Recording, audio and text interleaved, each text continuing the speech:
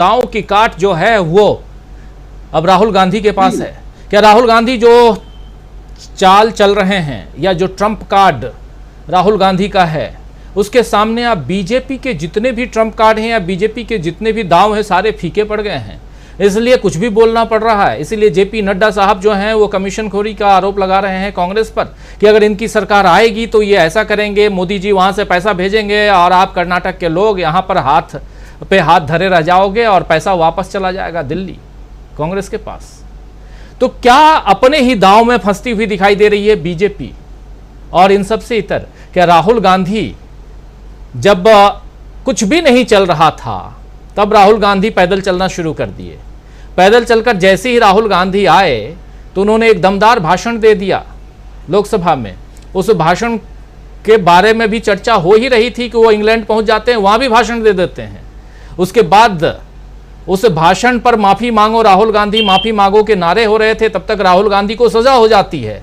उस सजा के बाद राहुल गांधी को और पूरी दुनिया में उनकी खबर प्रसारित होती है। फिर राहुल गांधी संसद से भी चले जाते हैं, संसद की सदस्यता चली जाती है। देखिए कैसे चीजें एक दूसरे से लिंक हो रही हैं। और उसके बाद अब आज की परिस्थिति में कर्नाटक का चुनाव सामने है। कर्नाटक के चुनाव में कहा जा रहा है कि कांग्रेस की स्थिति बहुत मजबूत है, लेकिन इन सब के बीच क्या राहुल गांधी का जो दांव है वो फिट जगह पर बैठा है? और क्या कर्नाटक का चुनाव एक सैंपल साइज जो कहते हैं सेफोलॉजिस्ट खासकर चुनाव से पहले जो या ओपिनियन पोल या एग्जिट पोल करते हैं और वहां सैंपल साइज लेते हैं, ये सैंपल साइज के रूप में कर्नाटक है कि कर्नाटक में जो कुछ होने जा रहा है, दक्षिण का द्वार, जो जीतेगा वही 24 जीतेगा, जो हारेगा वही 24 हारेगा, इस रूप में देखा जाए। डॉक्टर दीपक पाचपोर जी। निश्चित रूप से हम लोग कई बार देखिए इस पर बात कर चुके हैं कि कर्नाटक के चुनाव का महत्व क्या है। अब आप देखिए जैसे जैसे इश्यूज आगे बढ़ते जा रहे हैं, चुनाव नजदीक आ रहे हैं, और जो राहुल का जो इम्पैक्ट था जिसकी शुरुआत भारत जोड़ो यात्रा से हुई है, अब वो कंसोलिडेट होते जा रहा है, मजबूत होते जा रहा है। एक तरह से देखिए कि वो 2024 का फाउंडेशन भी बनता जा रहा है। ये जो खास कर देखिए ओबीसी के बारे में हम लोगों ने काफी बातें की है पिछले कुछ समय से। ओबीसी का जो कार्ड जो शुरू हुआ, जिसकी शुरुआत जो हुई है वो कि मोदी ओबीसी पर जो है हमला किया गया या उनका अपमान किया गया, इससे शुरुआत हुई है। लेकिन उसका दांव जो है राहुल ने पलट के दिखा दिया गया। निश्चित रूप से ओबीसी जो है एक महत्वपूर्ण फैक्टर है, लेकिन मुझे ऐसा लग रहा है कि इसमें एक और नया फैक्टर जुड़ता जा रहा है जो असली ट्रम्प कार्ड हो सकता है। वो है कि जो अब अंबेडकरवादी जो है उनको अगर गार्नर कर सके राहुल गांधी, नीली शर्ट, देखिए नीली शर्ट बहुत ही सिंबॉलिक है। आप देखते हैं पूरे के पूरे अंबेडकरवादी आंदोलन के दौरान उसकी समझ को उसको जानने के लिए अक्सर जितने भी उनके झंडे हैं 17-18 जो है अंबेडकरवादी संगठन है, राजनीतिक दल है बाकायदे। हालांकि उसमें से प्रोमिनेंट 2 या 3 है, बाकी कुछ तो जो है वो केवल नाम मात्र के लिए है, जिसमें आपको दलित पैंथर से लेके रासू गवई और ये रामदास आठवले और रामविलास पासवान ऐसे लगभग 20 जो है वो अंबेडकरवादी संगठन है। लेकिन वहां पर एक बहुत जबरदस्त वैक्यूम है इस समय। आप देखिए इसमें जो सबसे मजबूत जो अंबेडकरवादियों की जो सबसे मजबूत नेताजी, जो सबसे बड़ी नेता मानी जाती थी, वो मायावती बहन थी। तो मायावती बहन जी जो है वो पूरी की पूरी तरह से एक्सपोज हो गई है। और यहाँ तक कि उत्तर प्रदेश के अंदर जो बहुत सारे दलितों के ऊपर अत्याचार हुए उसमें भी मायावती ने कभी मुंह तक नहीं खोला था। लेकिन वहां पर भी आप देखिए कि अगर कोई पहुंचा था तो वो या तो राहुल गांधी पहुंचे थे या प्रियंका गांधी पहुंची थी। पिछले 2-3 साल पहले की बात है, वो चाहे हाथरस हो चाहे उन्नाव हो, जहां जहां दलितों के ऊपर अत्याचार हुए वहां निश्चित रूप से ये लोग पहुंचे थे। तो मुझे ऐसा लगता है कि ये जो एक सेक्टर जो अभी खाली पड़ा है, जिसके ऊपर बहुत सारे लोग अभी क्लेम नहीं कर रहे हैं, रामदास आठवले की सिचुएशन क्या है वो आप जानते हैं कि जो कुछ है महाराष्ट्र में ही सीमित है। और महाराष्ट्र में कभी उनको शरद पवार की जरूरत पड़ती है, तो कभी शिवसेना की जरूरत पड़ती है, कभी बीजेपी की जरूरत पड़ती है। वो मिलजुल कर ही कुछ ना कुछ सीटें ला पाते हैं और उनकी स्थिति सबसे ज्यादा खराब है, सबसे ज्यादा खराब है।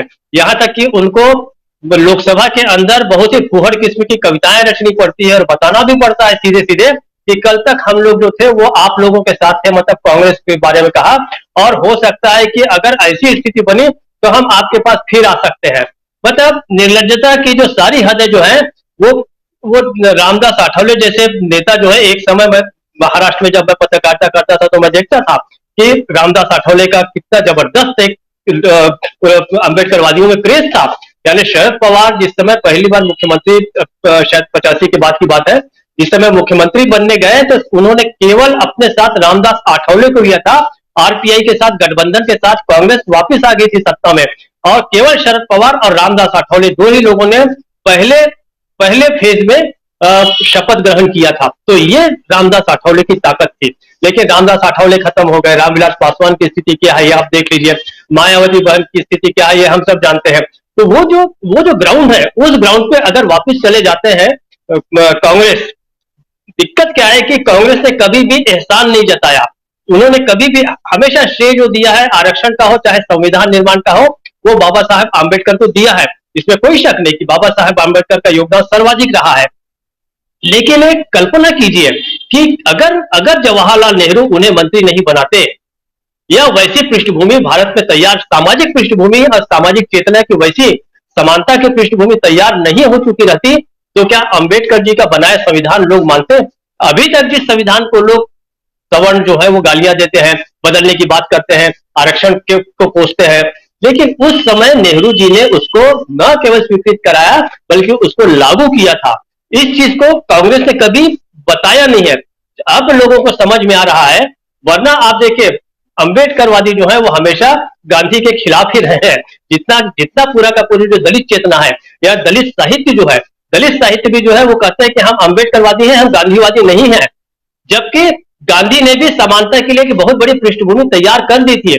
उसी पृष्ठभूमि के कारण ये संविधान लागू हुआ था, और ये ऐसा संविधान, समतामूलक संविधान बनाने का जो साहस भारत कर सका था। तो ये बात अब सामने धीरे धीरे आ रही है, और ये बात और अच्छे से लागू की जानी चाहिए। हमारे अखिल स्वामी जी मैनेजमेंट के गुरु बैठे हुए हैं।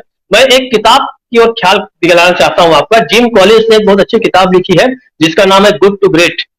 उसमें पहले ही पन्ने पर लिखा है, good is enemy of great. यानी जो ग्रेट का दुश्मन जो है वो गुड है।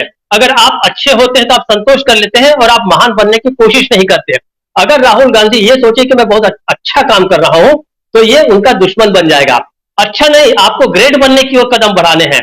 आपको अंबेडकर की बात सामने लानी है, ओबीसी की। ओबीसी तो काफी कुछ उन्होंने अपने हिस्से में कर लिया है, लेकिन अंबेडकरवादियों का एक बहुत बड़ा तबका है, बहुत बड़ा समुदाय है, बहुत बड़ा वोट बैंक है जो नेतृत्वहीनता महसूस कर रहा है। उन्हें एक अच्छा सहृदय उदार नेतृत्व चाहिए जो उनको भरोसा दिला सके कि अगर हम सत्ता में आते हैं तो आरक्षण को कोई हाथ नहीं लगा सकेगा, संविधान को कोई छू नहीं सकेगा। यह बात उनके मन में लाना बहुत जरूरी है। तीसरी और अंतिम बात कहना चाहता हूं राजू जी, जनसंख्या वाली बात है। अभी हमने कहा कि जेपी नड्डा की बात कर रहे थे कि कुछ का कुछ बोल रहे हैं, तो ये तो उनकी फितरत में है। देखिए अब जो जनसंख्या में जो हम कह रहे हैं कि भारत नंबर 1 बन गया है, तो इसका मतलब है फिर से एक मंत्री जो है भारतीय जनता पार्टी सरकार के, वो फिर से बोलेंगे कि लगता है कि बिजली पिछले दिनों को ज्यादा ही समय तक जुड़ रही थी, जिसके कारण जो जनसंख्या है भारत की इतनी ज्यादा बढ़ गई है। आपको याद होगा एक मंत्री ने बयान दिया था कि जनसंख्या बढ़ने का कारण बिजली का बार बार जाना है। तो ऐसी बातें जो है ये भारतीय जनता पार्टी के सेक्टर से ही आ सकती है। तो उन्होंने, हालांकि एक समय था जब इस जनसंख्या पे बहुत गर्व किया करते थे, मोदी जी कहते थे कि ये डिविडेंड है, इसके बल पे हम बहुत कुछ करेंगे। और निश्चित रूप से डिविडेंड है, हमारे पास ताकत है, मानव संसाधन की बहुत बड़ी ताकत है, बशर्ते कि हम उसको अच्छे से उसका उपयोग कर सके। हम इतने लोगों को हम कैसे खाना खिलाएंगे, कैसे रोटी देंगे, कैसे मकान देंगे, ये हमको सोचना पड़ेगा। तो जनसंख्या के बारे में आप उसको, अब होगा केवल यही होगा कि कल से ये बात कही जाएगी कि जनसंख्या वृद्धि का जो कारण है वो एक पर्टिकुलर समुदाय है। ये विषय भी आज रातों रात जो है आईटी सेल के अंदर जो है उसके ऊपर कुछ न कुछ सामग्री बननी तैयार हो जाएगी और कल परसों तक सबके व्हाट्सएप पे आ जाएगी। राजीव जी, सारे फैक्ट्स जो